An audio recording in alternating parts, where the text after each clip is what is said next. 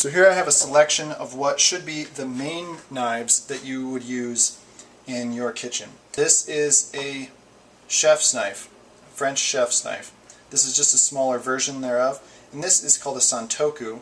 It's an Asian style chef's knife. There's not really a huge difference between any of these knives.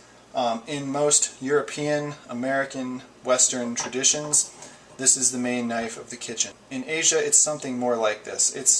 This is sort of an Americanized version, but this is more similar to what they use on that side of the world. They do exactly the same thing for the most part. There are some subtle differences, but pick the one you like or use both at your leisure. This is my main knife. It is French style. The main features of it are it has a long blade for getting through big things that I need to cut. It also has a fairly tall blade so that when I put my knife down to the block, my knuckles aren't slamming into the counter. The taller, the better, honestly. I could have gotten a taller one, and I might still. However, there's sort of a minimum height. If your knuckles are hitting the counter hard on every stroke, that is not a good chef's knife for you. The main feature of this chef's knife is that it has this curve in the front, which allows it to rock and maintain contact with the board.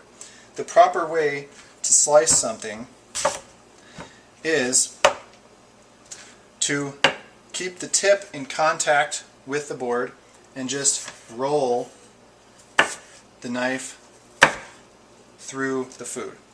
Now with the Santoku, this knife is essentially the same thing as a chef's knife, but you notice it doesn't have as much rock to it. It doesn't go up in the front. That's a sort of a disadvantage for the rocking slicing motion, which you can still do. It works, but not as well.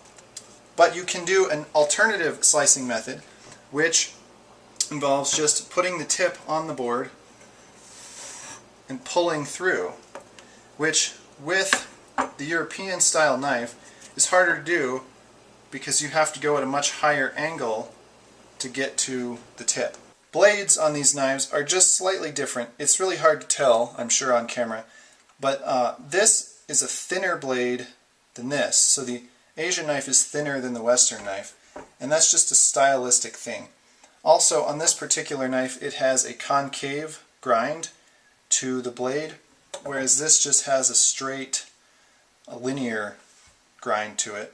So the food doesn't stick to this knife as much. But I actually prefer the rocking technique, so I actually more often use the chef's knife. One thing when you're slicing, dicing, chopping with a knife like this, your left hand is the vulnerable hand if you are right-handed, because your fingers are much closer to the blade, obviously. So there are two ways we can help keep from getting cut. The first, the proper way to hold a knife is at its balance point. So even though the handle is back here, it won't balance here because it's heavier on this end.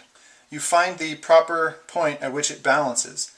Now you have just as much weight here as here. You have more control over the knife. So what you do is you actually put your first two fingers on the blade of the knife near that balance point, the rest of your fingers on the actual handle. And then you can make your slice. The second most important thing, or actually this may be even more important, is this hand should never be in a position to get cut, which means keep your fingers curled and line up the knife with your fingers with the tips of them away from the blade and your thumb behind the rest of your fingers. And you can slice all day and you don't have to worry about cutting the ends of your fingers off. So if I'm going to go ahead and make multiple slices of this tiny piece of apple here, I get my hand in the correct position and I line up the blade where I would like to make a cut, making sure that my fingers are away from the blade, and I just rock the knife through the food, making sure to maintain this position with this hand, and I just move it out of the way as I go down. Once you get pretty good at that, you can do it quite quickly. and your fingers are always safe. Other things the chef's knife is good for include garlic.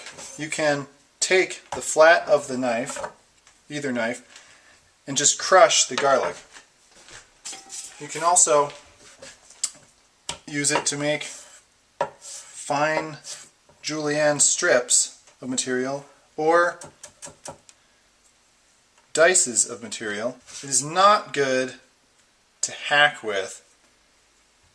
Definitely don't try to open a coconut. Learn that one the hard way.